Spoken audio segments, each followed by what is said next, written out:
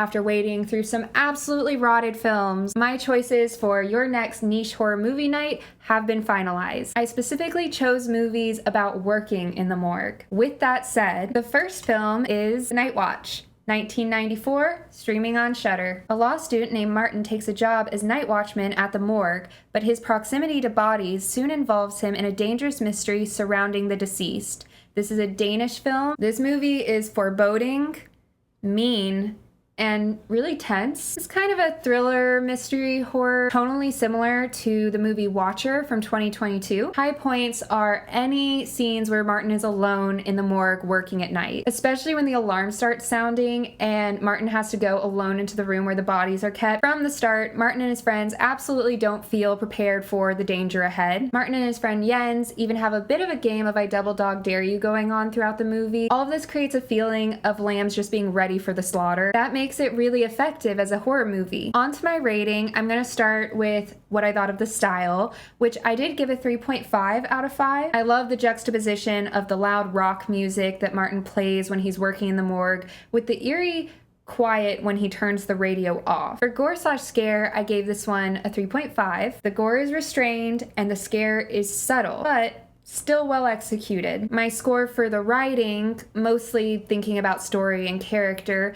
was a 4, but I gave the acting a 4.5. Any of the scenes where one of the characters just got to emote for a moment and the camera really honed in on them was crazy good. Rounding up, that brings my overall score of this movie to a 3.9, which is pretty solid. It's something you might want to pay a little bit more attention to early on in the night when you have that energy and that bandwidth. The second film in our 90s morgue horror double feature is Living Doll from 1990. You may have to hunt a little bit for this one, but you don't have to look too far. You might not even need to look on a different website than what you're currently viewing. Wink.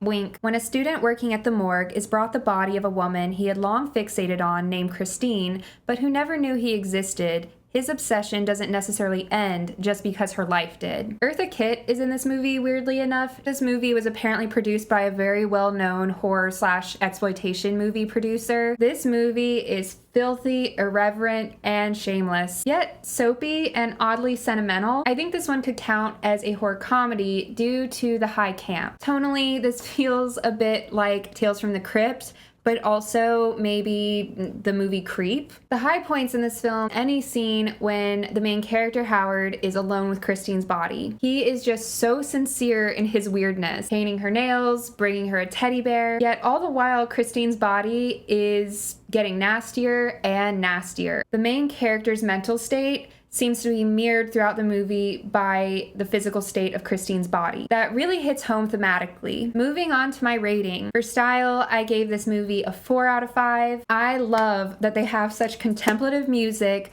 for such a tasteless seeming movie. You've got smooth saxophone and these tender piano moments. Reminded me of the kind of sappy score to Twin Peaks. Gore/scare got a 3.5, more gore than it is scare. The gore isn't over the top, but it's there. Moments of it reminded me of Hellraiser visuals. For writing, again, story and character mostly, I gave this 3.5. It's effective how one event naturally and quickly leads into the next as things kind of spiral out of control. And our main character feels pretty fleshed out based on what we see of what he does versus what he says. And then acting got a 3. It was effective in its sincerity, because the sincerity feels like part of the campiness, the exaggeration, and the absurdity inherent to such a B horror movie sensibility. Overall, that landed this movie at 3.5 out of 5. I recommend this movie as the second movie to watch in the double feature